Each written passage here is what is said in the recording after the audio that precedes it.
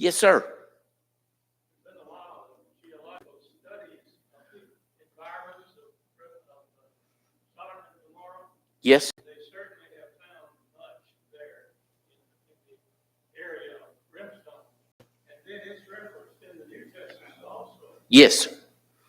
In fact, to this day, I watched a couple of videos this week in this, and I'll take just a few minutes, and then because it's about time to stop.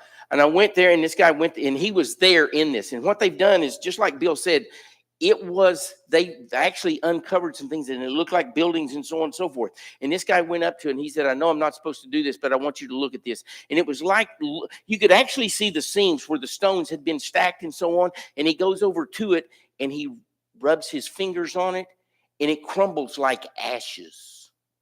It's just ash. And then he shows on the ground, and you can still see, and these balls look like large hailstones, kind of, pretty good sized hailstones and so on the ground. And it's pure sulfur. You can't find it that pure anywhere else in the world, because normally sulfur is yellow, but a pure sulfur is white. It literally burned the bricks, even though they didn't fall down. It burned the brick and everything else that was there. He brought judgment. Understand, God is not slack concerning his promise. He is faithful. And when he made that covenant, he will fulfill his covenant. And I encourage you to kind of look some of this stuff up sometimes, and just kind of, and you please understand something.